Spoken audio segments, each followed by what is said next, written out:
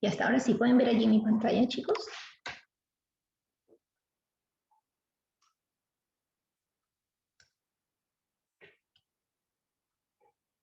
Ok. Ya, a ver chicos, para comenzar, miren, algo sencillo. Tengo aquí mi registro. Ahí lo ven, ahí lo ven. Y he estado aquí anotando las notas que los estudiantes han estado obteniendo en los exámenes temáticos. Ya no me alcanzó el tiempo de anotar las domiciliarias. Pero entre las domiciliarias y el temático, aquello que refleja qué tan atento has estado en clase es el temático, porque es un examen, vamos a llamarlo así, instantáneo, un examen inmediato, luego de la explicación de la clase. Entonces, pues todo está allí fresquito, ¿no? Sin embargo, hay estudiantes que han estado sacando notas muy bajas, ¿no? Tengo allí 0,5, hasta por ahí un 0,0. Entonces, la pregunta es, ¿qué sucede? Yo voy avanzando y siempre estoy preguntando si vamos bien, si están entendiendo, si hay alguna duda. Hay alumnos que al tener alguna duda preguntan, y eso está perfecto porque se van a quedar ya con la información clara. Pero hay alumnos que nunca participan, nunca preguntan nada, nunca responden nada. Y por lo general, muchos de estos alumnos son precisamente los que tienen notas desaprobatorias.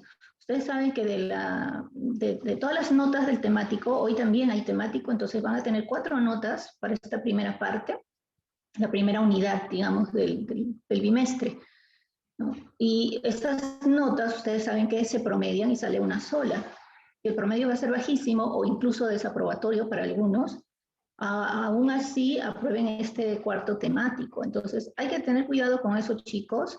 Estén atentos en clase porque la única respuesta que yo le doy al ver un 0,5, un 0,0 en el temático es que el alumno no ha estado en clase. Su nombre está allí como participante, pero el alumno no está. O incluso yo lo puedo ver, en este momento veo a alguno de ustedes en pantalla, pero yo no sé si ustedes están viendo mi pantalla o están viendo un video, o están viendo otra cosa. Es algo que yo no puedo manejar. Por lo tanto, está en ustedes, ¿sí? Son ustedes los que, por último, se engañan a sí mismos si es que están haciendo otra cosa que no sea prestar atención a la clase. Este es un curso, yo lo digo así, de fácil digestión, ¿no? Este es un curso sencillo, fácil de comprender. Entonces, salir desaprobado en literatura no es, pues, no es, digamos, algo que debiera darse, ¿sí? Yo podría entender cursos quizá mucho más complejos, ejercicios, las matemáticas, física, química, ¿no? Que hay que estar ahí pendiente de las fórmulas, los ejercicios, etcétera. Pero en este caso no. Es solo prestar atención, escuchar, anotar lo que tú consideras importante. Y es más, tienes todas las herramientas, porque la clase está en el intranet, están los resúmenes. Tú ya puedes incluso, para cada clase, ya venir preparado, ya puedes venir informado. Tienes un resumen y tienes tu libro. Entonces la clase no es muy sorpresiva para ti, porque tú ya puedes ir dándole una leidita, una revisada, y eso te lo recomiendo porque te va a ayudar mucho más para que puedas entender mejor la información que se puede impartir en clase, ¿sí? Entonces, chicos, ahora es cierto, vamos a hacer el repaso, pero como tengo yo mi registro a la mano, lo que vamos a hacer es, les voy a pedir, sí, claro, por el chat, como los mensajes son directos, son privados, directos hacia mi persona, pueden responder. Pero también yo voy a hacer preguntas específicas a determinados alumnos, también para ayudarlos, ¿no? A que puedan subir sus calificaciones, ¿sí? Bien, entonces comenzamos chicos. ¿Cuál es el primer tema? A ver chicos, son 3 temas los que vamos a repasar. ¿Cuál es el primer tema? La primera clase que hicimos, antes de pasar a la diapositiva. ¿Cuál es la primera clase? ¿Alguien lo recuerda? Ah, muy bien, Machaca, ya me dio una respuesta. ¿Quién más? ¿Quién más me puede escribir? Responder por el micrófono. Ajá, Larico. Clasicismo, Miss. Muy bien, muy bien. Irka, Barzola, Chaupes, Zavala, así es. Esa es la primera clase, el primer tema, ¿no? Y nos ubicábamos con eso, muy bien, Zafra, Zavala, nos ubicábamos con eso en el inicio de nuestra historia literaria. Entonces, recuerda Empezamos con el tema 1, ahí está bien claro, no lo olvides, clasicismo. ¿Por qué se llama así? Porque a este primer movimiento le dimos el nombre de clasicismo. A ver, mientras me van respondiendo voy a traer un lápiz.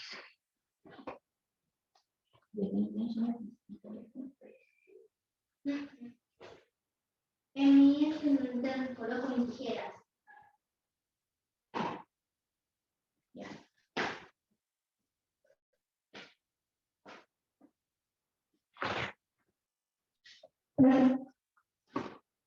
Listo, no me da ni una respuesta, chicos. ¿Por qué se llamó clasicismo a este primer movimiento literario?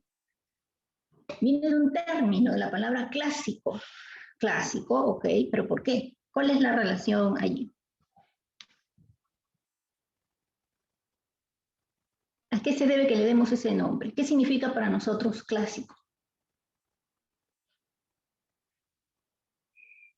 Literatura clásica. Sí, es literatura clásica, viene del clasicismo o del término clásico, pero ¿qué significa? ¿Por qué tiene ese nombre? Ah, muy bien, Guerrero. Guerrero me dice que es porque se trata de algo original. Ya, buen punto, eso es cierto. A ver, el estilo del arte que se desarrolla de acuerdo a los valores de la antigüedad clásica. Ya, vamos a darle un poquito de forma al mensaje que sí lo comprendo, pero que también lo comprendan sus compañeros, ¿no? La antigua literatura clásica es un modelo, es un patrón, es una tradición que se va a ir dando, sí, muy bien, Larico, es cierto, es el primer movimiento literario. Es un modelo que se va a ir repitiendo de manera constante de una época a otra, ¿sí? Nosotros vamos a retomar el clasicismo cuando entremos a otro movimiento literario más adelante llamado Renacimiento. Entonces siempre va a estar allí, ¿no? Siempre nos va a servir de modelo. Es el punto de partida para toda la literatura que se va a desarrollar incluso hasta el día de hoy. Por eso se llama clasicismo, ¿ok? Porque es un movimiento, y yo les había comentado que no solamente era un movimiento literario, era un movimiento de manera general, un movimiento cultural. ¿Recuerdas en qué lugar nació el clasicismo? ¿En qué país? ¿En qué ciudad nació el clasicismo? Ah, muy bien, de la Roca, Guerrero, Pirca. Perfecto. Voy anotando acá yo la participación. Algunos alumnos a los que ya los conozco incluso del año pasado. Mendoza, José, Larico, muy bien. Ah, ¿quiénes más están por acá? Aliaga, perfecto, sí. Así es, nace en Grecia, ¿no? Nace en Grecia. Luego me dice, José me dice algo muy importante, y se expandió a Roma, es cierto, ¿sí? Nace en Grecia y de Grecia, ¿no? Quienes se empapan luego de toda la cultura griega van a ser los romanos. Es por eso que en términos generales a toda esta literatura se le da el nombre de greco-latina, literatura greco-latina, ¿sí? No lo olviden. Entonces, a ver, continuamos. Esta es una diapositiva que habíamos visto aquel día de la clase acerca de las características del clasicismo, ¿sí? Recordemos. La primera menciona allí el antropocentrismo. ¿A qué hace referencia? Cuando, si yo les digo, los clásicos, los antiguos clásicos, los griegos o los greco-romanos eran antropocéntricos. ¿Qué significa eso? Hay, por ejemplo, Oré Gutarra. ¿Qué significa el antropocentrismo? Muy bien, Guerrero, de la Roca, Machaca, muy bien.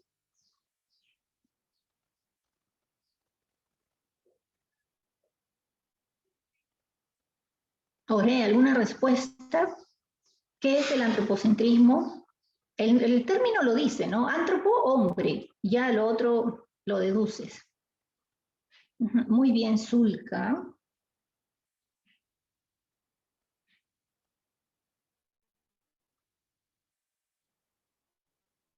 Ore. Ore Gutarra, puedo verte, pero no puedo escucharte. Y tampoco te leo.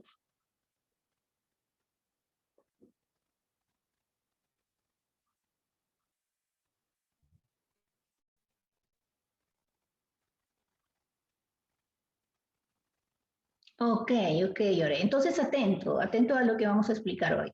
Muy bien, Pirca, Zavala. Antropo, a ver, Ore. Antropo, hombre. Centrismo, centro. El hombre es el centro de todo. El hombre era importante, era lo más importante en la sociedad griega.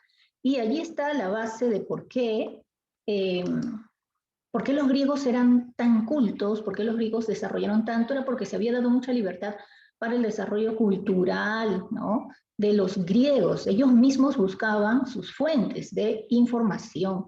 Entonces es por eso que ellos se desarrollan en matemáticas, en filosofía, por ejemplo. En la siguiente etapa están los grandes filósofos, Sócrates, Aristóteles, Platón. ¿Sí? También es una época en la que desarrollan la escultura, la arquitectura, eran grandes arquitectos. Y no es entonces solamente la literatura, ¿no? Que es la literatura, el teatro, las obras antiguas, épicas, no solo queda allí. Y también pues van a desarrollar el aspecto militar, por eso que Grecia va a convertirse en un gran imperio en realidad. Entonces así lo recuerdan. El antropocentrismo, el hombre es lo más importante de todo, ¿sí? Voy a cerrar acá esta ventanita para ver este término. Racionalismo. La imagen también te ayuda, ¿no? Fíjense también en las imágenes que los puede ayudar a recordar. Dice allí racionalismo.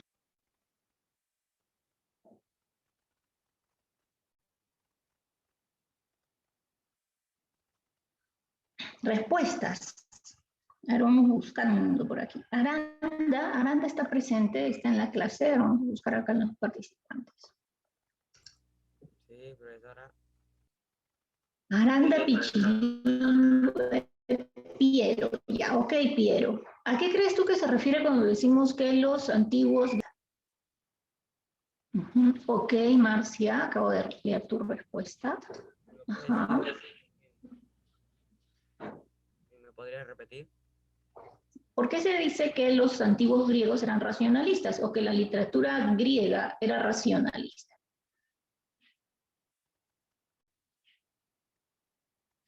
¿Qué entendemos cuando decimos eso? Cuando utilizamos la razón. Claro, claro, cuando utilizamos la razón. Esa característica, muy bien Aranda, esa característica va de la mano con el antropocentrismo, ¿no? Los hombres son los antiguos griegos eran antropocéntricos, ¿no? Y en ese afán antropocentrista estaba también la predominancia de la razón, no eran así subjetivos, no se dejaban llevar solo por afectos, sino también por la razón, ¿no? Ellos eran racionalistas. Sí, hay otra imagen, otra característica que vemos aquí está debajo, dice creatividad, ¿no? Bueno, aquí no hay mucho que decir, porque ¿quién no sabe lo que es la creatividad? Ellos fueron sumamente creativos, tenían una gran imaginación, y eso hace que hasta el día de hoy nosotros leamos y quedemos así, encantados, perplejos con la literatura, la mitología griega, por ejemplo, ¿no? Hay muchísimos mitos de los dioses, los semidioses, inmortales también, respecto a las grandes hazañas, historias que se han creado, de las cuales lo más simbólico, la Ilíada, la Odisea, en la literatura romana recordarás la Eneida, ¿no? Las obras de teatro como Edipo Rey. Entonces hay muchísima creatividad, mucha imaginación. Bien, muy bien, chicos. Ahora, vamos a ver la siguiente característica. Lázaro Villa. Lázaro está en la clase, ahora yo tengo que estar verificando aquí.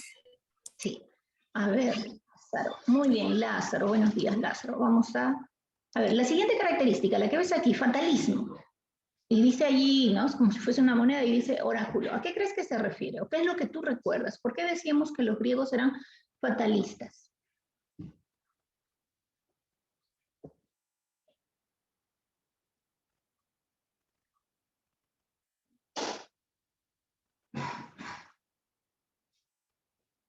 Olaya, muy bien. Pirca, ajá, te leo, sí, perfecto. Más que la creencia en los dioses, ¿no? Para corregir por ahí un poquito, nuestros compañeros me dicen la creencia en los dioses. Cuando se creen varios dioses, porque era eso lo que la costumbre de los antiguos griegos, cuando se creen varios dioses se dice que esta es una sociedad politeísta, ¿no? La creencia en varios dioses y efectivamente ellos creían en los dioses del Olimpo, ¿sí? Zeus, Ares, Afrodita, Atenea, etc. Pero cuando hablamos de fatalismo, vamos a un punto específico. Ajá, los asuntos, bueno, las creencias, las situaciones no se pueden revertir, no se pueden evitar, me dice Zulka. Bueno, a todos pregunté, Lázaro, Lázaro ya me dio una respuesta, ¿sí? El fatalismo. Intentaría relacionar tu respuesta, que es muy breve, Lázaro, ¿no? Podrías incluso usar el micrófono para que te explayes y me digas más, porque solamente me has dado el nombre de un Dios.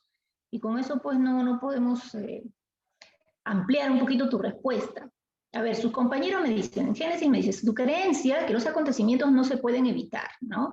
Larico Kaki, que no pueden evitar el destino. Muy bien, chicos. ¿No?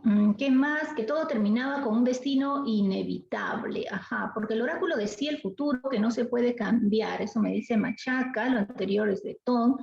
Niega la libertad, me dice Aliaga. Y Machaca, creo que era lo mismo. Sí, que es el oráculo te planteaba hechos que no se pueden cambiar. Bien, la sociedad griega se caracterizó por ser fatalista precisamente porque ellos creían mucho en la predestinación, ¿no? Escucha el término, predestinación, antes, ¿no? Antes del destino. O sea, antes de que tu destino se cumpla, ellos ya lo sabían gracias al oráculo y no podían evitarlo. Algunos ya estaban, digamos, resignados a que eso sucediese, ¿sí? Pero en otros casos, por más que quieren evitarlo, no lo pueden evitar, ¿no? Por ejemplo, Edipo quería evitar su destino, fatal, terrible, ¿no? Y no pudo hacerlo. Por ejemplo, Aquiles sabía que él iba a morir en la guerra de Troya. Eso no es parte de la Ilíada, ¿eh? Es parte de la mitología. Él sabía que en la guerra de Troya él iba a morir. Por eso es que su madre, la diosa Tetis, no quería que su hijo vaya a la guerra. Ella no quería que él participara en Troya. Ella quería que se quedara allí a su lado. Pero él, pues, guerrero valiente, decía que tenía que ir. Y él sabía que allí moriría. Es más, en los interines de esta guerra, ¿no? Uno de los troyanos, que es Héctor, le dice, tú también morirás, ¿no? No saldrás vivo de esta guerra, de esta batalla. Y efectivamente es así, ¿no? Cuando la guerra de Troya termina, Aquiles ha muerto a manos de París, ¿no? Que le lanza un flechazo en el talón, que era su punto débil, por eso lo conocemos como el talón de Aquiles. Todos tenemos un talón de Aquiles, todos tenemos un punto débil, ¿sí? Bien, entonces a eso se refiere el fatalismo. Y este de aquí ya no hay mucho que explicar, ¿no? Mira esta belleza que no se cansa de mirarse en el espejo, a ver cómo vamos por aquí, a ver cómo vamos por allá, ¿no? Pero no solamente vamos a hablar de la belleza física, la belleza estética, externa.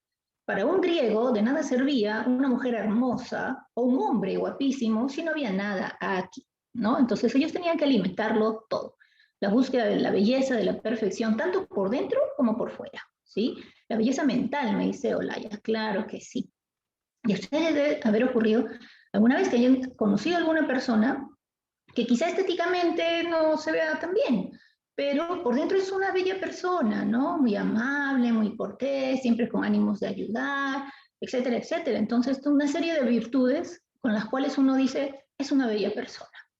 Pero no hablamos de esa belleza externa, ¿no? Sino interna. Pues bien, los griegos lo buscaban todo, ¿no? Ellos eran perfeccionistas, pero en todo, no solamente en cuanto a la belleza física o externa. Y la última característica, el equilibrio entre el fondo y la forma. Tiene mucho que ver con la búsqueda de la belleza y de la perfección, ¿no? Entonces, todo debe tener un equilibrio. La balanza no puede inclinarse a uno u otro lado, ¿no? En todo debemos tener un equilibrio en lo racional, en la búsqueda de la perfección, ¿sí? Ellos eran equilibrados. Y cuando hablamos de fondo y de forma era qué digo y cómo lo digo. Yo puedo decir, relatar o contar una historia, pero si a esta no le doy la forma, la manera de relatar, resulta aburrido y todos se duermen, ¿no? Entonces, lo importante era qué se dice, pero también el cómo se dice, ¿sí? Bien, entonces hasta aquí, recuerda, esas son las características del clasicismo. Antropocentrismo, racionalismo, creatividad, fatalismo, búsqueda de la belleza y la perfección, por último, el equilibrio, ¿sí? Bien, sigamos entonces.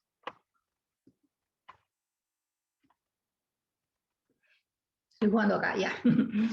Bien, chicos. Siguiente. Aquí lo que no debes olvidar eran las etapas. Estas dos etapas corresponden a la literatura griega. Sí, no lo olvides, corresponde a la literatura griega, que era la primera etapa, jónica o arcaica, y la segunda, ática o clásica. Por eso acá les he agregado los números para que recuerden que en ese orden va.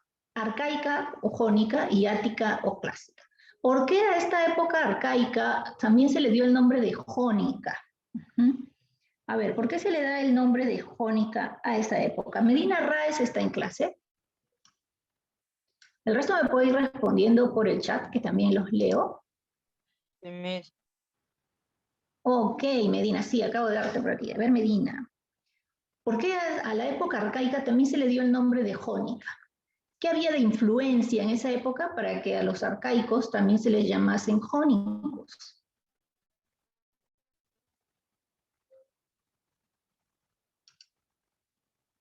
La misma palabra nos ayuda a recordar. Recuerden que en la antigua Grecia había muchos dialectos, ¿no? El eólico, el dórico y también el jónico. Entonces, por ahí, a ver, te puedo preguntar, Medina, ¿qué crees? ¿Qué dialecto crees tú que influyó más en Grecia en la primera etapa antigua de la literatura griega? ¿Qué dialecto habría sobresalido en medio de todos otros tantos dialectos? Ajá, muy bien, Zulka, muy bien. Es correcta tu respuesta, que ahora la vamos a agregar una vez que Medina nos dé una respuesta también. ¿Qué opinas, Medina? Recomendación a todos los jovencitos, a todos los estudiantes. Tienen que estar atentos en clase. Tienen que estar atentos en clase. Si no, ahí es cuando aparecen los silencios muy largos. Nada, ¿qué pasó, Alexander? O tú no has estado, creo, en clase. Tienes aquí dos faltas en temáticos, ¿sabes? Solo tienes una nota de temático. Bueno, ¿Tú sabes qué nota es? Cuando ustedes dan su temático, les sale su calificación, ¿cierto, chicos? Tienes una sola nota. Y el primer y el tercer temático. He dado todos mis temáticos. Has dado todos tus temáticos. Ya, entonces tenemos que revisar porque hay dos temáticos en donde no figura una calificación. Yo pensé que quizá no habías asistido a la clase o algo así. Ustedes cuando rinden su temático, al final tienen su nota. Si no tienen una nota, tienen que avisar, ¿no? Y decir, lo he resuelto y no hay calificación, para ver qué hacemos, cómo corregimos. No se queden así tranquilos, no me salió nada, ya me voy feliz. No es así, ¿ok? Ustedes tienen una calificación al final. Y es por eso que muchas veces cuando acaba la clase los alumnos, chao, Miss, me saqué 20, Miss, ya terminé, me saqué 15, ¿no? Me están avisando, comentando, entonces la nota sí sale. Así que tengan cuidado con eso, ¿sí? Bien, como dice Génesis, la primera etapa arcaica también se llama jónica porque estuvo, digamos, invadida por este dialecto, el dialecto de los jonios, ¿sí? El dialecto de los jonios. Había muchos dialectos en Grecia, por lo mismo que era grande, ¿no? También está constituida por muchas islas, muchas ciudades-estado más adelante, entonces van a haber muchos dialectos y entre ellos el que va a prevalecer, el de mayor prestigio en aquel momento, era el dialecto jónico. Por eso es que a esa época se le llama jónica o arcaica. Recuerda que allí aparece Homero con la Ilíada, con la Odisea, pero no es el único. Mira, está Hesíodo. Hesíodo va a crear esta obra, Teogonía, o sin tilde, algunos la llaman Teogonia o Teogonía. No hay problema, cualquiera de las dos son correctas, las dos pronunciaciones. Y aquí él habla pues de todo el árbol genealógico de los dioses del Olimpo, desde el inicio y toda la descendencia. También tiene una obra titulada Los trabajos y los días. Esopo, también importantísimo él con la creación de fábulas. ¿Quién no ha leído una fábula? Sobre todo desde inicial los niños aprenden con fábulas, ¿no? Pequeñas historias que tienen una enseñanza, un valor moral, ¿sí? Entonces Esopo es un gran creador de fábulas. Safo es una poetisa, ¿sí? Y Epitalamios es un conjunto de poemas relacionados con el matrimonio. Píndaro es un representante más y su obra es conocida Epinicio. Bien, entonces con eso dejamos aquí a la época jónico arcaica y aquí está la ática o clásica. ¿Qué ocurre en la época ática o clásica? Bien, ática porque aquí sobresale Atenas, ¿sí? No se olviden de eso. Allí sobresale Atenas. Es la ciudad más importante, la ciudad-estado más importante de Grecia. Y casi todo el poder se va a centrar allí. Atenas incluso va a realizar una serie de batallas, enfrentamientos con otras ciudades, como por ejemplo Esparta, ¿no?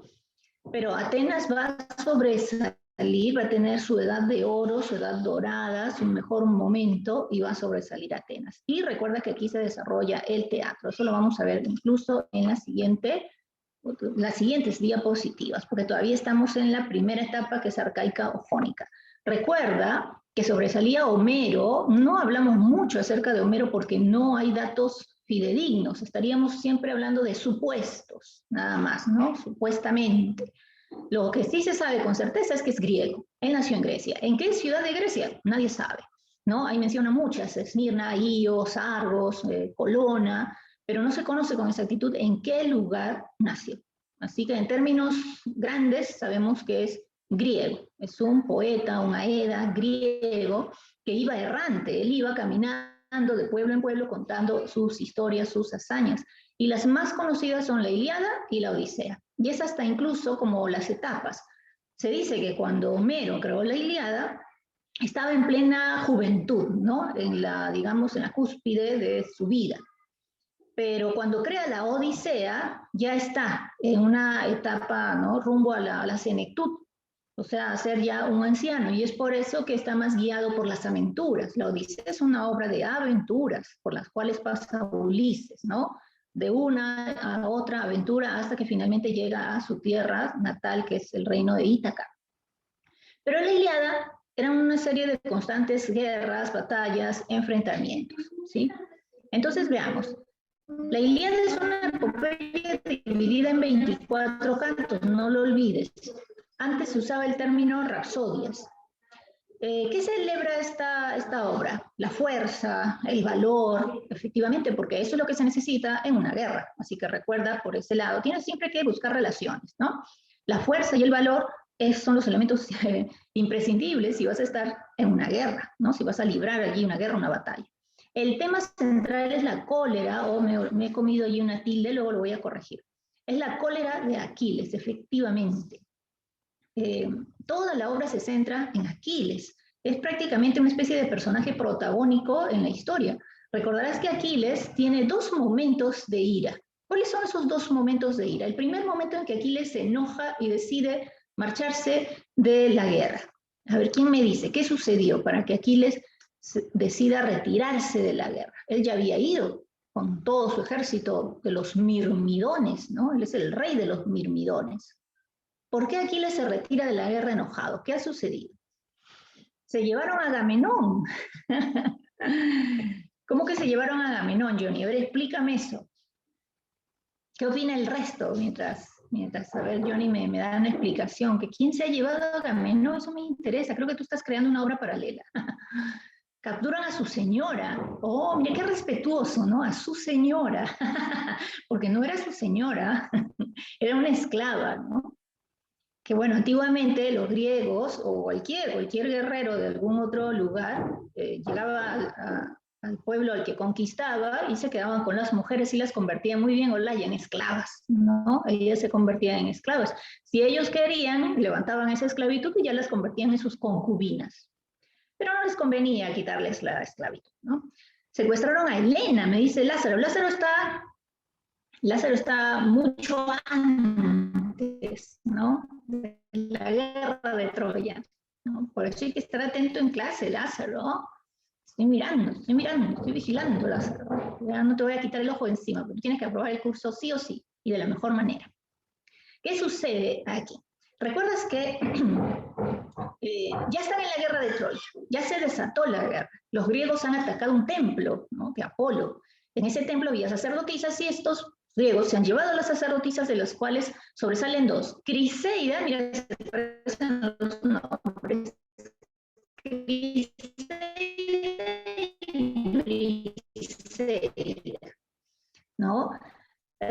Agamenón se queda con con C, Criseida. Y Aquiles se queda con, tiene un padre, un sacerdote, Crises, va, pide, suplica, devuélvame a mi hija. Agamenón no quiere porque Crises se lo ha pedido el dios Apolo. Y en medio de esta peste descubren que es por culpa de Agamenón. Aquiles es quien va y le dice a Agamenón, devuelve a esa mujer. Agamenón no quiere. Nuevamente él se lo exige. Agamenón la devuelve, pero le quita a Aquiles, ¿no? Le quita a su esclava, Briseida. Y eso es lo que desata la primera cólera de Aquiles. Y se retira, ¿no? Me voy de la guerra. Todo indignado, ¿no? Se va de la guerra. ¿Y por qué motivo es que él regresa a la guerra? Él regresa, él no quería volver, ¿no? Es muy orgulloso, ¿no? Soberbio, él no quiere regresar a la guerra. ¿Pero por qué motivo regresa? Muy bien, Pérez, Johnny, muy bien, Olaya, ajá, Guerrero, por la muerte de su amigo, claro, ¿te acuerdas? Su amigo, su pata, su bro, muere Patroclo, ¿no? Y él enojado dice, venganza, regresa, ¿no? A la guerra. Y efectivamente va a cobrar venganza. ¿A quién mata? ¿A quién le había quitado la vida a Patroclo? El mejor amigo de Aquiles, Héctor, príncipe troyano. Él iba a ser el siguiente sucesor de rey, ¿no? Como rey de Troya. Aquiles regresa a la guerra, esta es mucho más cruenta, se enfrenta a Héctor y finalmente lo mata. La historia termina, no lo olvides, con los funerales de este príncipe troyano, con los funerales de Héctor. Aquí quiero que se fijen en este pequeño cuadro de texto. Narra un capítulo, la Ilíada narra un capítulo del 10º año de la guerra de Troya. Esto es importante, ya ha venido antes en una pregunta del temático o de la domiciliaria, no recuerdo bien. En la Ilíada, recuerda, se narra un capítulo, una parte, y es una parte pequeñita, pese que la Ilíada es una obra extensa, una parte pequeñita de esa obra, perdón, de esta guerra, se narra en la Ilíada. Otro dato importante, en la Ilíada no se narra el inicio de la guerra de Troya y tampoco se narra el final de la guerra. Recuerda, solo se narra una pequeña parte, un pequeño capítulo. Mira, de 10 años, Homero ha decidido tomar en cuenta solo 51 días. Ojo, mira, de 10 años de guerra, solo 51 días, que está casi al final de la guerra de Troya, pero no se narra el final de la guerra de Troya. ¿Está bien?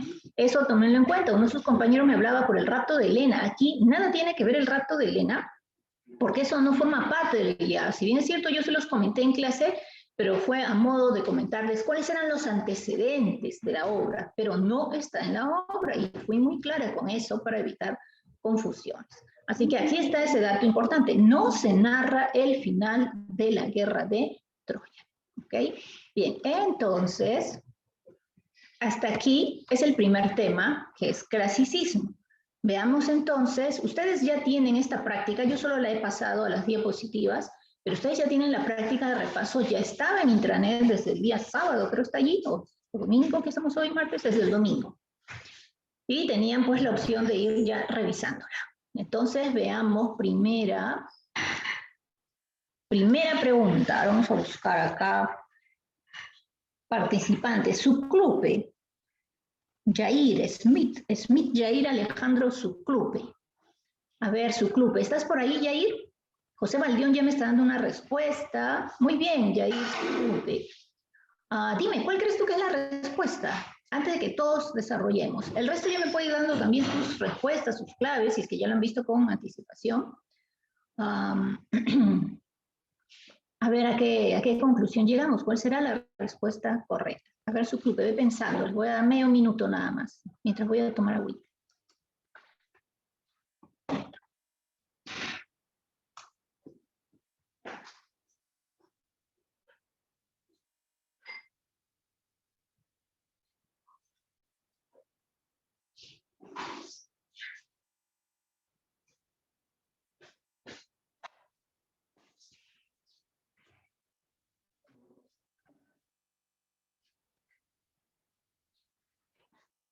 Me dicen la opción, la C, la B, nuevamente la C, A ver, ¿y su club me dio la respuesta?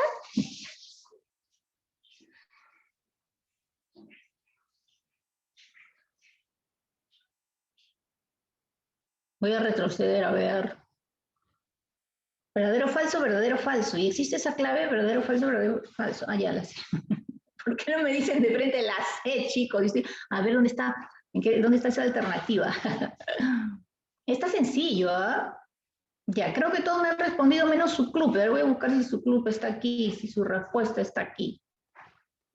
Chaupe, Marzola, Tom, Mendoza, Lázaro muy bien, Lázaro estás participando, De la Roca, Villanueva, su club, ya sí, casi al final estaba mi estimado su club.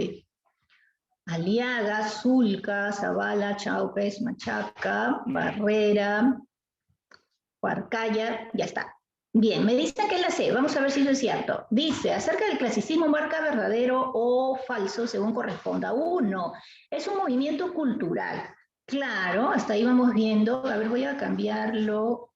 Voy a cambiar para poder marcar yo también, si no acá no puedo marcar. Es un movimiento cultural, me dice. ¿Sí? Es un movimiento cultural. A ver, ahora sí. Se está, ya un momento, chicos. Que como lo he pasado para poder marcar, se ha retrocedido todo. Cosas que pasan en vivo. Ahora sí, ya está. Ya, es un movimiento cultural, claro, es un movimiento cultural, eso es cierto, ¿no? No solamente abarcaba la literatura, sino también la escultura, la pintura, la filosofía, las matemáticas, la astronomía, etcétera, etcétera. Entonces, todo un movimiento cultural, eso es verdadero. Así que ya vamos viendo, eso es verdadero. Dos, fueron monoteístas. Eso es cierto, chicos, en un momento que les dije. Si fueron monoteístas, ¿cuál es el dios de los griegos? Claro, eso es falso, ¿no? Los griegos creían en los dioses del Olimpo y eran muchos, muchos dioses. Entonces, eso es falso. Ya, primera, verdadero, segundo, falso. Tercero, claro, eran politeístas, muy bien, Génesis. Se caracterizaron por el antropocentrismo, lo hemos explicado, ¿sí? Lo hemos explicado y eso es correcto. El hombre es lo más importante de todo. Y la cuatro, se desarrolló en Roma y luego en Grecia. ¿Eso es cierto? Hay que tener cuidado con el orden, ¿ah? Porque Grecia y Roma están presentes, pero en ese orden se da.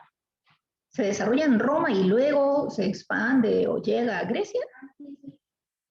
Es al revés, ¿no? Por eso, es más, muy bien, chicos. Además, recuerden, greco-romano, greco-latino. Hasta en ese orden se da la secuencia, ¿no? Para que lo recuerdes. Greco-romano. Primero es en Grecia y luego se desarrolla en Roma.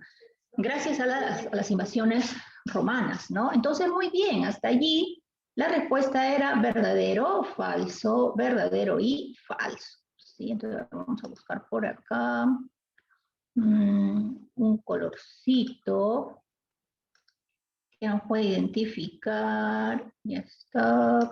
Ya, entonces la respuesta aquí es la... un colorcito y que me ha salido un color amarillo que ni se nota. Vamos a buscar otro color. Quizá. Ahora sí, ya está, un poco chueco. La respuesta es la alternativa C. Bien, entonces veamos ahora qué otra pregunta tenemos aquí.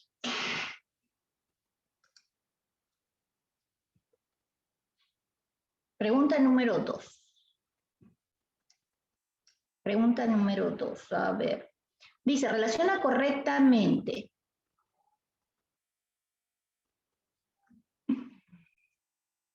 Ya chicos, a ver, relacionemos.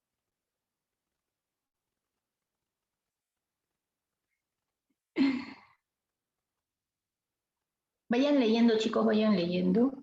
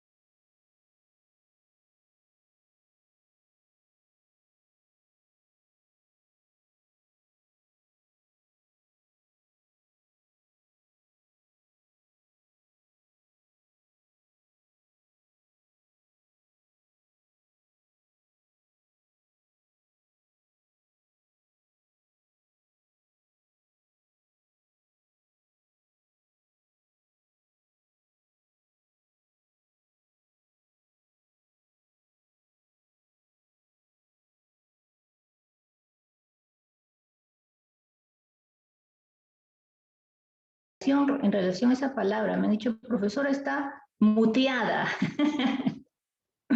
Esa no la había escuchado. Tiene el micro apagado ya, eso está mejor. Ya, gracias chicos. Si no me avisan, yo sigo acá hablando, no sé con quién.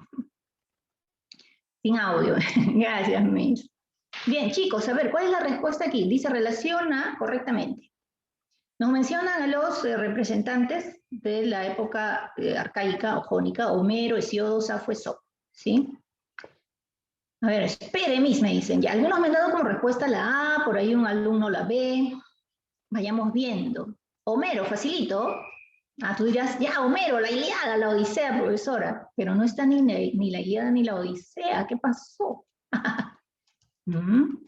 ¿Qué pasó? ¿Qué sucedió? Pero tiene otra que también es conocida, ¿no? Parece un trabalengua. Ahí la ves. Batracomiomaquia o batracomiomaquia, ¿no? Con tilde o sin ella, ambas son correctas, ¿cierto? La batracomiomaquia o batracomiomaquia, que era una guerra, ¿no? Una guerra entre ranas y ratones. Y es más, hay versiones que comentan que este poema era una especie de alusión a la famosa guerra entre griegos y troyanos, ¿sí? Esa era la supuesta relación, ¿no? Entonces, Homero, vamos a poner por acá, Homero y la batracomiomaquia. A ver si me hace caso. Estoy más chueca. Ya vamos a borrar esto. Ya, esa es la primera, Hesíodo. ¿Qué debemos marcar en Hesíodo?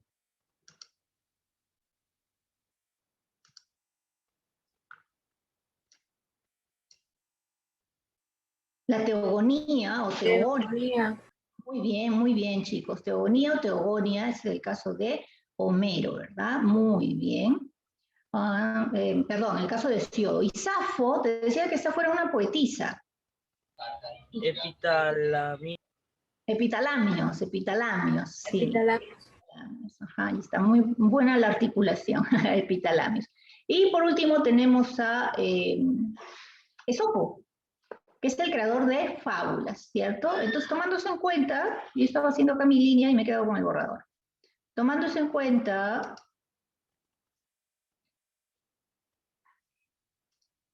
ya está. ¿Cuál es la respuesta, chicos? La A, claro, ¿no? 1C, 2A, ya está. Sí, esa viene a ser la respuesta, la A. Muy bien. Entonces, avanzamos. Ya tenemos allí 2 preguntas. Número 3. A ver, si han visto con anticipación la práctica, que era la idea, ¿no? Que la vean con anticipación. Marca la alternativa que presente solo a personajes troyanos, ojo, troyanos de la Ilíada. ¿Qué personajes solamente son troyanos? Bien, Aliaga ya me dio una respuesta, vamos a ver si eso es cierto, voy a ir revisando. Aliaga, Olaya, Becerra, muy bien. Voy a anotar aquí. Aliaga está participando, muy bien, Aliaga, muy bien. Rodrigo, ¿no? Zulca también me da una respuesta, Becerra, a ver. Solo troyanos, me dice. La clave A dice Héctor, Ajax y Menelao. Héctor es troyano, vamos bien. Pero Ajax es griego, es más, es uno de los principales guerreros griegos, ¿no? Durante la batalla. Y era muy fuerte, también se comenta. Menelao es griego, así que descartada la B. Agamenón, sabemos que es griego, hermano de Menelao, el rey de todas las huestes, de todas las tropas griegas. Helena es griega, pero luego se considera troyana, ella solita se hace troyana. Paris, troyano, que se lleva a Helena. Príamo es troyano, el rey de Troya. Écuba es la esposa de Príamo, ¿sí? Y Helena, me han dicho acá, allá, Helena es griega, ya lo sabemos, ¿no? Entonces, bien, nos queda Héctor y Paris son hermanos troyanos, hijos del rey Príamo troyano, ¿no? El rey de Troya. Entonces, muy bien, chicos, la respuesta aquí viene a ser la D. Muy bien, la vamos a marcar así, rapidito. Me hace caso aquí. Y pasamos a ver la siguiente. Ahí está, ahora sí. Bien. Pregunta número 4. Un hecho no ocurre en la Ilíada. Ojo, yo hace un momento estaba haciendo hincapié en que la Ilíada solo narra una pequeña parte de la guerra de Troya, no está el inicio y no está el final de la guerra, ¿cierto? Bien. Ya. Voy leyendo las respuestas, muy bien, voy leyendo las respuestas. A ver, ¿quién me va a responder ahora? Valenzuela. A ver, Valenzuela. Valenzuela, ¿estás ahí? De la Roca, Pérez, Machaca, Becerra, José, Zulca, Olaya, todos coinciden en una alternativa. Y yo estoy esperando a ver a Valenzuela. ¿Dónde está Valenzuela? Valenzuela está en clase, a ver, lo vamos a buscar. Sí, Valenzuela, sí está. ¿Sí? ¿Por qué no me das una respuesta? Todos responden menos Valenzuela. Voy a tener que ponerle falta. No está en clase. Ya son varias veces que lo llamo. Zavala, Mendoza, Ñawin, muy bien, Chaupes. Perfecto. Un hecho no ocurre en la Ilíada, ¿sí? La muerte de Héctor forma parte de la historia. La cólera de Aquiles, sí, y en 2 oportunidades. La muerte de Patroclo también. Pero la destrucción de Troya es lo mismo que decir el final, ¿no? El final de Troya. Y ya hace un momento se los he dicho, y ya de manera constante, que no se narra el final de la guerra de Troya, ¿cierto? La guerra de Troya no es comentada al final. Entonces, esa viene a ser la respuesta en la pregunta número 4, ¿sí? Y continuamos, ya está ahí marcada, la pregunta número 5. Una descripción a un hecho que es correcto. Lo que pasa es que, a ver, un segundo, Lázaro, para corregir, ¿no? Dice, un hecho que no ocurre, o sea, que no se da, a eso me refiero, que no ocurre en la Ilíada, o sea, que no se da dentro de la Ilíada, que no forma parte de la narración de historias dentro de la Ilíada, ¿sí? Ok, Lázaro, a eso me refiero. ¿Sí? Porque me dice, a ver, la destrucción de Troya no se da dentro. Cuando hablamos de la destrucción de Troya es hipotético, ¿no? Pero una forma en la que tú te puedes dar cuenta de cuál es la respuesta es tomando en cuenta que las otras alternativas A, B y C están relatadas allí. Entonces, algo no tiene que darse, ¿no?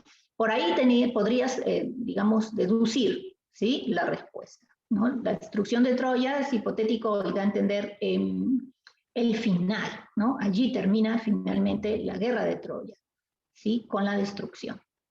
Bien, pregunta número 5. Ya me están dando la respuesta mientras yo explicaba muy bien. A ver. Aliaga, me da una respuesta. Olaya, nuevamente Aliaga. Aliaga ya lo corrigió. Ñawin, Becerra. Barzola.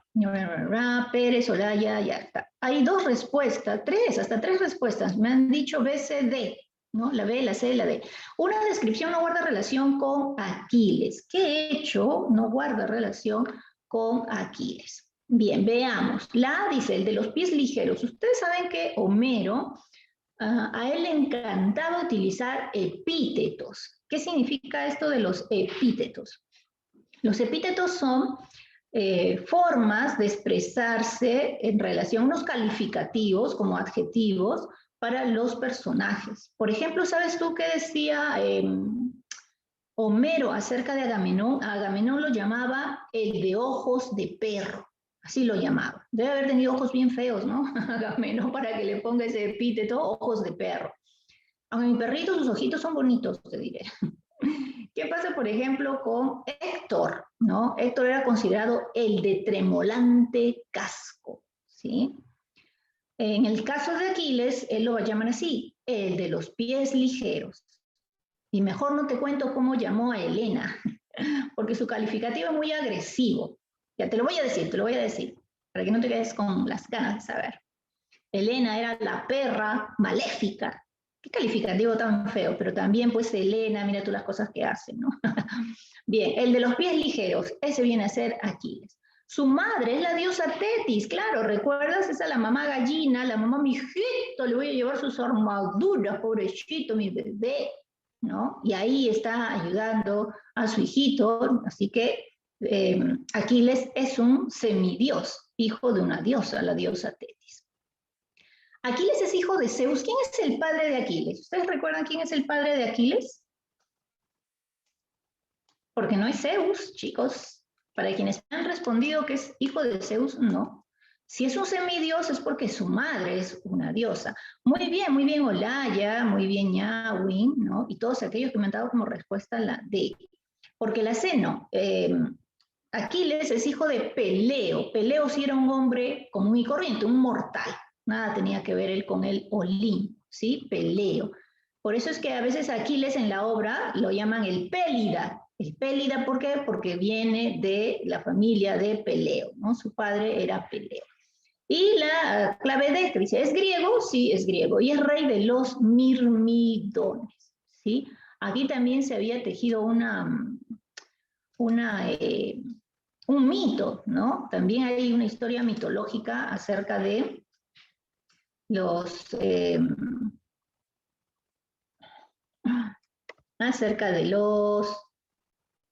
mirmidones, del ejército de Aquiles, ¿sí? Bien, entonces hasta ahí la respuesta en la pregunta 5 es la D, ¿ok? La respuesta es la D. Ya está. Pasemos al segundo tema, recuerda, ¿a qué correspondía? Ya está allí la época ática. Ática y también se llamaba clásica. ¿Cuáles son las características de esta época, chicos? Esta es la más fructífera, ¿no? Culturalmente, bélicamente, ¿sí? Literariamente, porque aparece por primera vez un género artístico y literario que hasta el día de hoy existe. ¿Cuál es ese género literario, chicos, que aparece en la época ática? A ver quién me puede dar respuesta.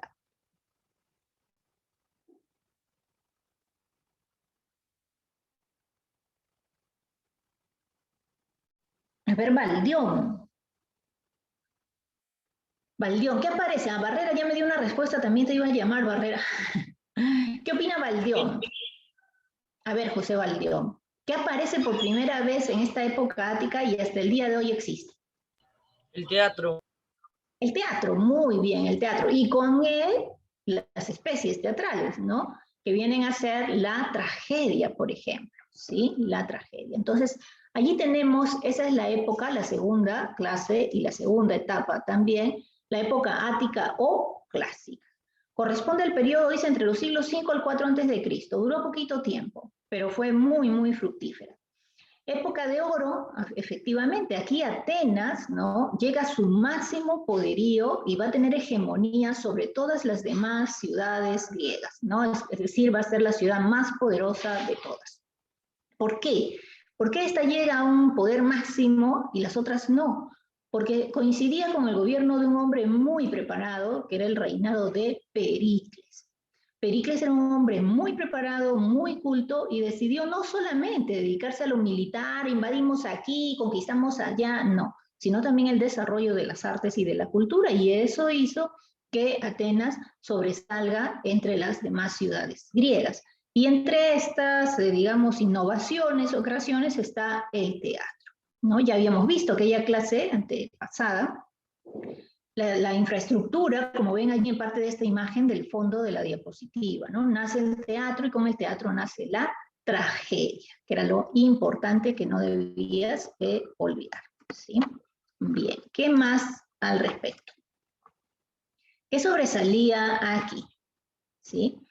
Hemos hablado de los orígenes del teatro, hemos mencionado el origen del teatro, cómo se originaba, recuerda, a través de los cantos, a través de los ditirambos, todos ellos en honor al dios Dionisio, ¿sí? Que también era conocido como ¿qué? Dionisio también era ¿qué? Ahí está, ¿no? Baco, ¿no? El dios del vino, ¿cierto? Dionisio, el dios del vino. ¿Qué significaba tragedia etimológicamente hablando? Es decir, en cuanto a sus raíces, como lo ven ustedes, canto del macho cabrío, ¿sí? Y aquí esta palabra que no la debes olvidar, catar. catarsis. La catarsis era la purificación del alma, el terror que sentían las personas cuando veían estas escenas, hechos trágicos acerca de los personajes, ¿no? Ese sentimiento de miedo, de terror, y de pensar, y si a mí me ocurre lo mismo, y si conmigo sucede lo mismo, ¿no? Y eso pues causaba este sentimiento de purificación. Ahora, recuerda aquí estos términos, ¿no? Aparece por primera vez el coro, que era el grupo de, digamos, de participantes que te contaba la historia. Luego la creación del primer actor con Tespis, el segundo con Esquilo y el tercero con Sófocles. En ese orden, no te olvides, Tespis, Esquilo, Sófocles.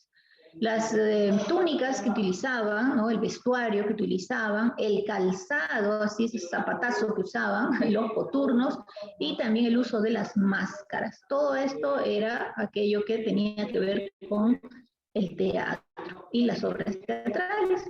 Y aquí tenemos a los tres grandes trágicos. ¿Quiénes son ellos? Esquilo, Sófocles y Eurípides. ¿Qué debemos saber o recordar acerca de ellos? Ya los tienes allí, ahí están todos bellos, guapos, ¿no? Esquilo, padre de la tragedia. No lo olvides, padre de la tragedia. ¿Recuerdas que te conté que él creaba historias, participaba en los concursos trágicos y siempre ganaba, ¿no? Y tenía ahí su seguidor, ¿no? Su fan, que era Sófocles. Así que padre de la tragedia, recuerda que creó el segundo actor y él creó también la trilogía. Si a ti te preguntan, ¿quién creó la trilogía? Ese viene a ser Esquilo. ¿Qué es una trilogía? 3 obras, un conjunto de 3 obras, y es como que una te narra el inicio, la segunda la continuación y la tercera obra el final de toda esa saga, de toda esa historia.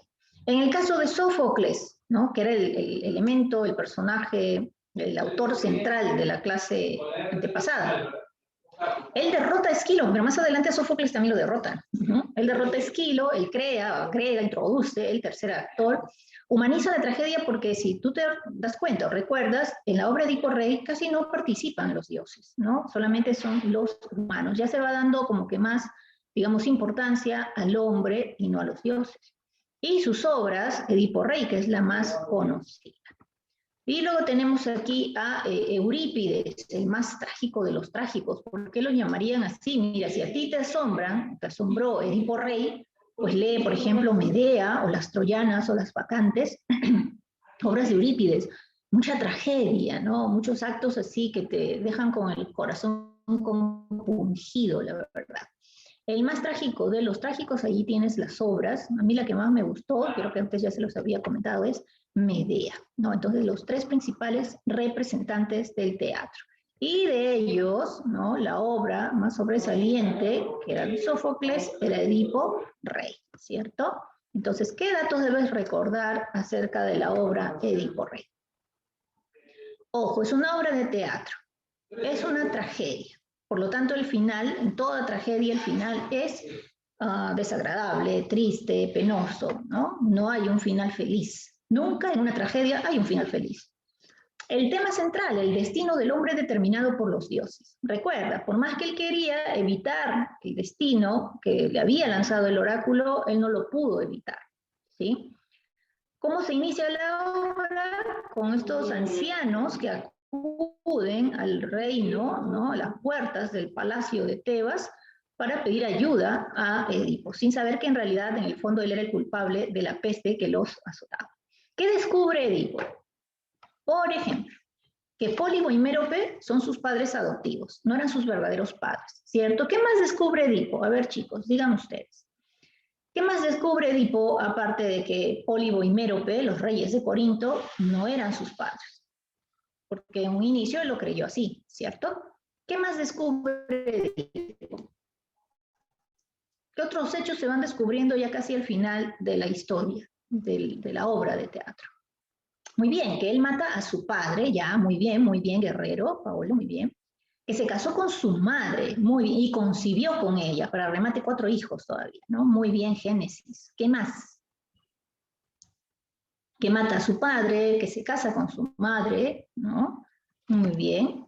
Ahí está, que Layo y Yocasta, iba a decir, que Layo y Yocasta son sus verdaderos padres, ¿no? Si los otros eran adoptivos, pues ¿quiénes eran los verdaderos? Guerrero me dice se queda ciego, pero eso no es algo que él descubre, eso es algo que él realiza, ¿cierto?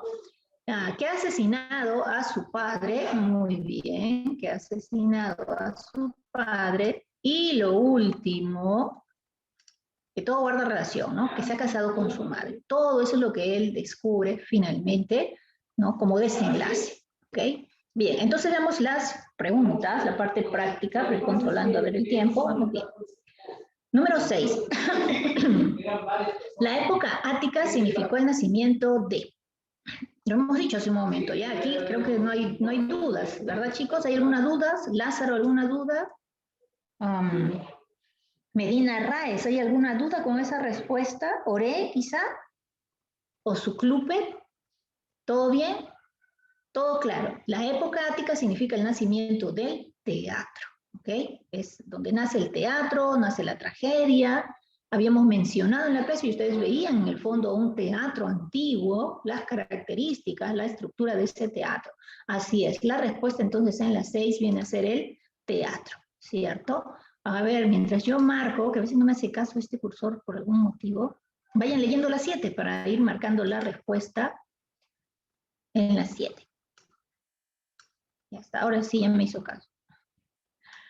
Número 7 dice, al contemplar la representación de una tragedia surge en la audiencia el terror y la compasión que finalmente producían una emoción purificadora. ¿Cómo se llama? Fácil, chicos. Ya, muy bien. ¿Qué pasó, Guerrero? Voy a pensar que es sí que has escrito muy rápido, ¿no? Y el teclado te ha hecho una mala jugada. Perfecto, perfecto. Muy bien, Guerrero. Es una broma, yo sé que es así. Muy bien, es la catarsis, ¿no? No hay mucho más que agregar aquí, es la catarsis. Así es, ¿no? La catarsis, ya me pasé yo a la siguiente diapositiva. Pasemos a la 8. Bueno, hasta ahí eso estaba claro, ¿cierto? Chicos, pregunten si no tienen, ¿no? Ya en el examen ya no pueden preguntar nada. Entonces mejor pregunten aquí si hay algo que no esté claro. No, pregunta número 8. Acerca de Sófocles y su obra, marca, ¿verdadero o falso según corresponda? Bien, ¿cuál será la respuesta?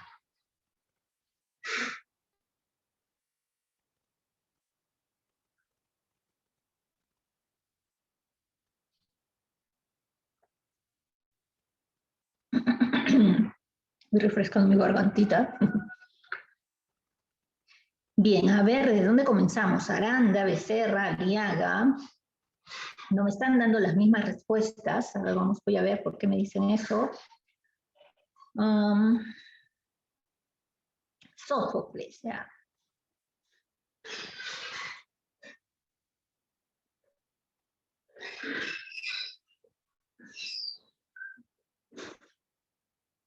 Bien, ya revisé. Alguien se equivoca, chicos. ¿Qué más? A ver, Pérez, Aliaga, Becerra y Aranda. Y Ñawin, me parece, y Olaya. A ver, el último mensaje de La Roca, ya está. De La Roca. Tu apellido me hace recordar ese actor, pero el actor no es de La Roca, es La Roca, ¿no? Ya, veamos. Muy bien, Génesis, muy bien. Me dice, acerca de Sófocles, número 1, introdujo al tercer actor. Así es, no te olvides. Tespis el primero, Esquilo el segundo y Sófocles el tercero. Y con la creación del tercer actor nace la acción, ¿ok? Pero entonces, número 1 es verdad. Número 2, trágico griego. Trágico griego, me dice. Claro, si él es ateniense, ¿no? Y Atenas es parte de Grecia, es un trágico griego, verdadero, 1 y 2. 3, humanizó la tragedia, hace un momento se los había comentado, ¿cierto? Él humaniza la tragedia, los humanos, el ser humano, mortal, normal, va a tomar más protagonismo antes que los dioses. Creó el carromato. ¿Quién creó el carromato, chicos? Estaba en la diapositiva, una de las diapositivas anteriores. ¿Quién crea el carromato? ¿Quién creó el carromato, chicos? A ver, Mariños.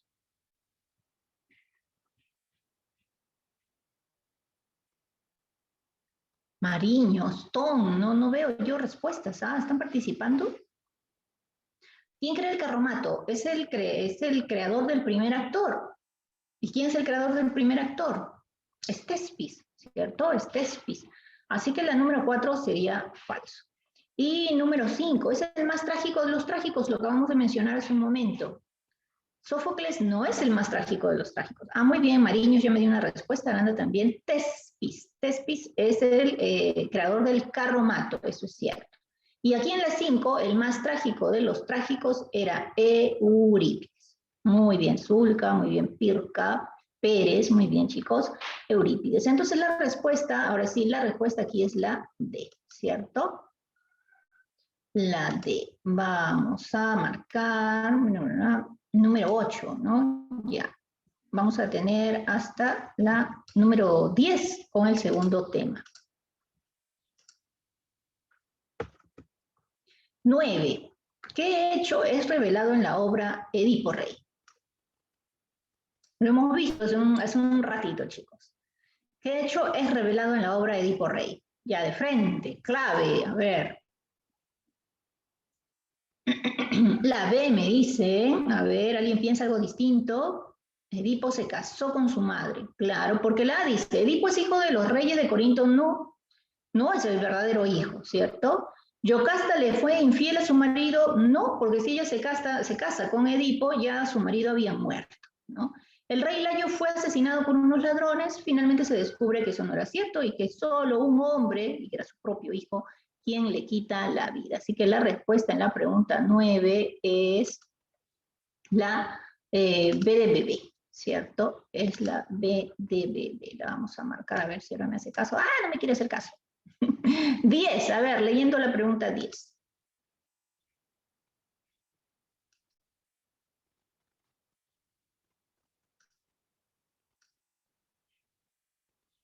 Respuestas, chicos. 10. La trilogía creada por Esquilo se tituló. Yo les había mencionado que Esquilo creó una trilogía. La trilogía está formada por 3 obras. La primera se titula Agamenón, la segunda Las Coéforas y la tercera Las Euménides. Y esas 3 obras tienen un solo título general. Muy bien, porque todo se centra en Orestes, ¿no? Orestes quiere vengar la muerte de su padre, matando a su madre, ¿no? Trágico también. Muy bonita es esta obra. La C, la Orestiada, así es, la Orestiada. Esa es la respuesta en la pregunta número 10. Pasaremos entonces a el tema 3, la última clase, chicos, literatura romana o latina. ¿Sí? Literatura romana o latina. Recordemos sobre la literatura romana. Se llama latina también, ¿por qué? ¿Por qué a la literatura romana también se le da este nombre, chicos, de latina?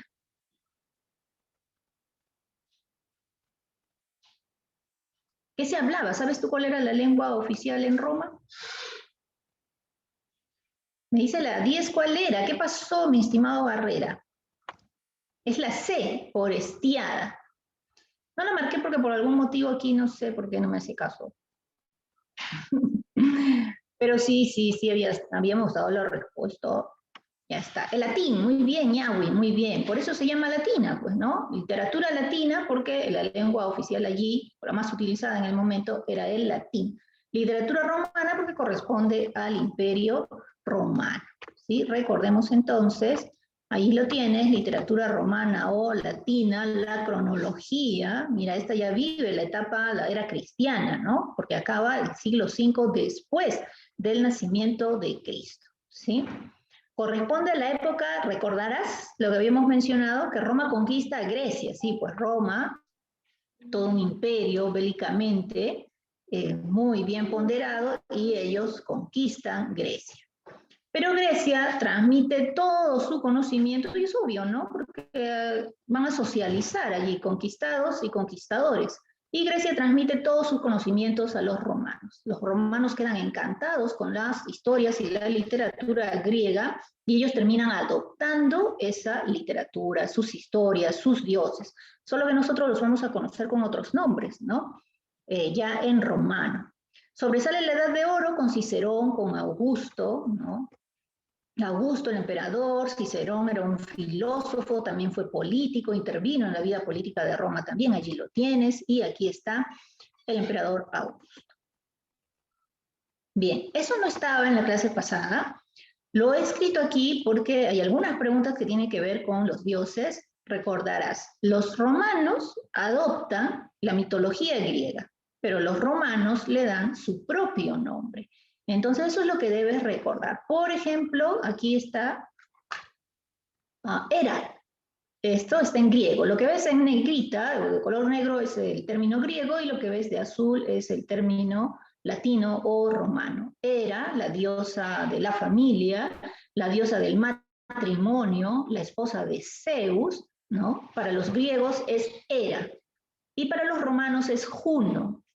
Aquí tienes a Zeus, que para los romanos es Júpiter, ¿cierto? El rey de reyes, el dios de los dioses. Aquí está otra diosa, que para los griegos es Hestia, y para los romanos es Vesta, la diosa del hogar. Aquí está Poseidón, que para los romanos es Neptuno, tú ya lo conoces, el dios del mar, ahí está con su tridente. Y por aquí está Plutón, para los romanos, Hades, ¿no? El dios del infierno o del averno. Hades para los griegos. Deméter o Ceres, ella es la diosa de los cultivos, ¿sí? Es más, se dice que esta diosa, esa le arrebata, ¿no? Precisamente Plutón le arrebata a su hija Perséfone y se la lleva al infierno. Y es por eso que Deméter, con ella, nacen las estaciones. Porque ella se pone muy triste, los cultivos se secan, no hay alimentos, todos reclaman. ¿Y es por qué? Porque Plutón se ha llevado a su hija Perséfone.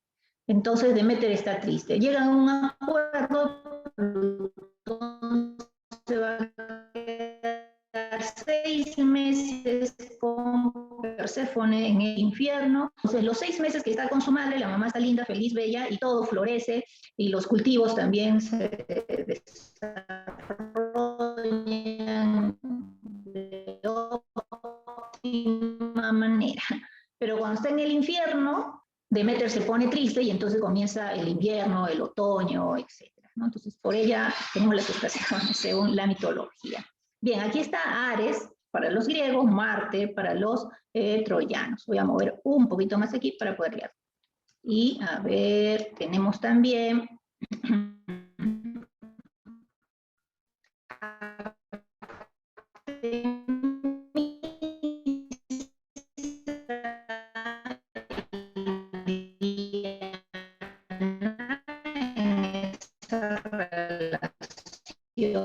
la diosa de la casa, no tienes aquí a Apolo, se han equivocado la belleza. Atenea y Minerva, que es lo mismo, la diosa de la sabiduría. Por aquí está Afrodita, al final, mira, Paco también lo tienes, Dionisio. Bien, ¿sí? Es trabajo, ¿no? Esto ya no es el Wi-Fi. Ya está.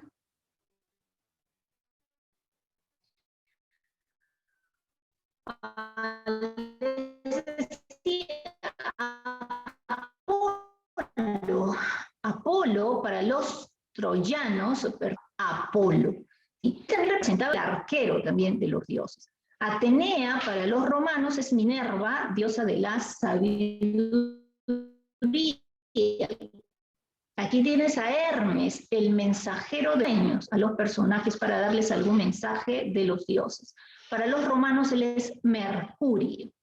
Aquí tienes a Dionisio, para los romanos Baco, y Afrodita, para los romanos Venus, ¿sí? Entonces, recuerda, los romanos adoptaron a los dioses griegos, pero les pusieron sus propios nombres, ¿ok? Bien, hablemos del máximo representante de esta literatura romana, Virgilio, recuerda, príncipe de los poetas latinos. Habíamos mencionado que él tenía orígenes humildes, venía del campo, pero con su gran educación entabló amistad, ¿no? Con personas importantes, como por ejemplo este ayudante de talentos que era mecenas, ¿no? Y que lo va a ayudar muchísimo. Y también va a tener pues el apoyo del emperador Augusto. Es más, Augusto es quien le pide a Virgilio crear, ¿no? Una obra que represente a la gran Roma, ¿no? Tenía enojo, pues envidia que los griegos tenían su símbolo, la Ilíada, la Odisea y el gran Homero. En cambio, Roma no tenía nada. ¿Y cómo era posible si Roma era un grandioso imperio imponente que no tuviese una obra representativa que contase su historia? Es por eso que le encarga esta misión a Virgilio, que bien la cumple, ¿no? Pero saben que no termina la creación de la obra. Él muere, la obra queda inconclusa y el emperador Augusto encarga a zonas entendidas, cultos, que la culminen. Datos sobre la Eneida que no debes olvidar, que es una epopeya dividida en 12 cantos, ¿sí? El tema está relacionado con la huida de Eneas, pero para formar la grandiosa nación romana, ¿cierto? Y la obra se iniciaba pues con los pedidos que hacía el propio Virgilio como autor para que las musas lo inspiren y le digan qué está pasando con este guerrero troyano Eneas. Recuerda que Eneas llega a Cartago, Dido se enamora de él, lo ayuda, lo apoya, pero como ese no es su final, su objetivo, la misión que debe cumplir, Eneas se marcha de Cartago para fundar la nación romana. Para eso tendrá que enfrentarse a una serie de batallas contra este pretendiente de Lavinia, ¿recuerdas? Saturno, ¿sí? Bien, entonces veamos ya la última parte, preguntitas. ¿Creó una obra para Augusto? Sí, así es, Olaya. A ver, Ñawin, rapidísimo, ya me ha dado la respuesta. 11, la Eneida es. Ya, Pirca también ya me dio su respuesta. Me dicen, ¿la Eneida es una copia fiel de la Ilíada? No, tampoco vamos a ser tan malos de decir que los romanos eran unos copiones y todo lo han hecho igualito, no, no es una copia fiel, pero sí hay mucha influencia de la Ilíada y la Odisea en la Eneida, ¿sí? Es un poema extenso sobre agricultura, nada tiene que ver la agricultura. Virgilio sí creó composiciones en relación a la agricultura que eran las bucólicas, por ejemplo, pero no es la Eneida. Es una epopeya dividida en 12 cantos, recuerda que es la mitad de cantos de la Ilíada o la mitad de cantos de la Odisea, eso es correcto. Es una obra creada por César Augusto, no, César pidió que la crearan, ¿cierto? Entonces la respuesta, no se olviden, es la C de casa, ¿sí? Respuesta en la pregunta número 11, la C. 12. Personaje de la Eneida que se enfrenta a Eneas por el amor de Lavinia. ¿Quién? A ver, díganme el nombre. Muy bien, Guerrero, muy bien. La 12 también, Ñajo, y me ha dado la respuesta. Guerrero, Olaya, Barzola, recuerdan que fue el último, en las últimas batallas o aventuras ya que tuvo que librar Eneas, enfrentarse a Turno, que era el que ya se sentía seguro que se iba a casar con Lavinia, y total, llega Eneas, Turno se siente mal, enojado. Como dicen acá, sí, popularmente, tiene un término, ¿no? A ver, tú tienes ahí a la enamorada y de pronto viene otro y te la quita. Eso tiene un nombre, pero no lo recuerdo. A ver si ustedes sabios, ¿no?, me informan, también me culturizan. Bien, entonces, ¿quién es este personaje? Zafra, ¿cómo me vas a decir eso? Ese será el término correcto. Zafra me ha dicho que es un cachudo el pobre Turno. ¿Será así? Porque Turno era un pretendiente. Pretendiente es el que te, bueno, para las chicas, ¿no? El que te pretende, pero no quiere decir que tú ya lo hayas aceptado. Y eso es lo que no nos comentan en la obra. No es que Lavinia ya era novia, ¿no? Sino que él era el pretendiente, él la pretendía. Pero hasta ahí nomás llegó pues en pretensiones, porque a Turno le llega su turno y muere. ¿Quién lo mata? Ya tú sabes, Eneas. Entonces, respuesta en la 12, la D de dedo. Pasemos a la 13.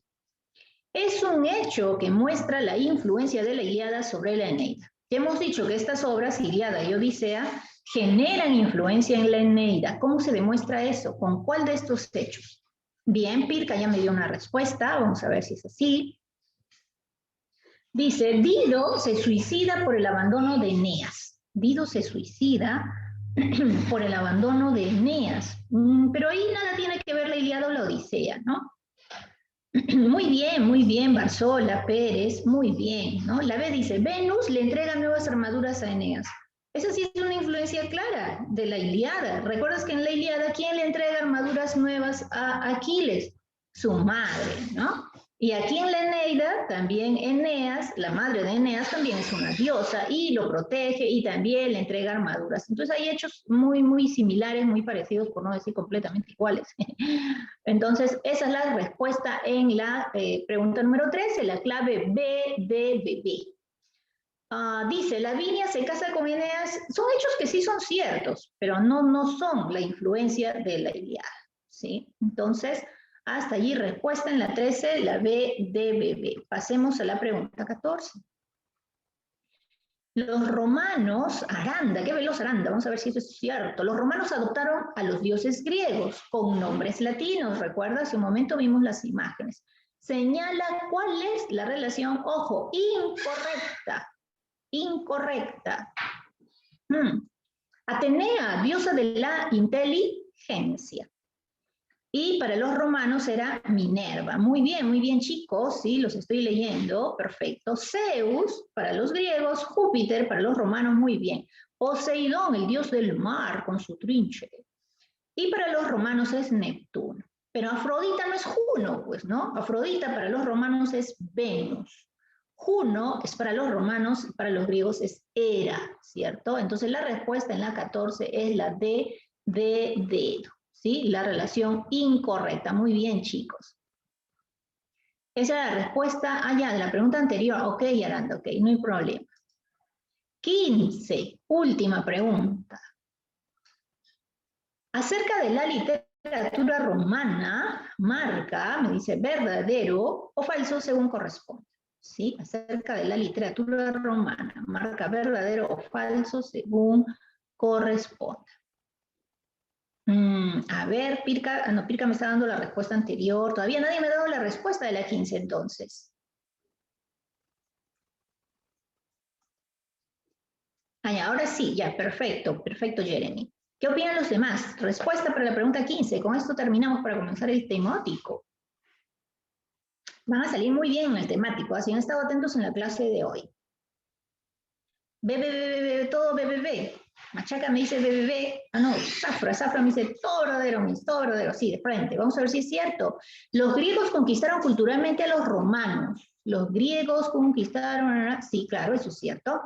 La mitología griega influye directamente en la literatura romana.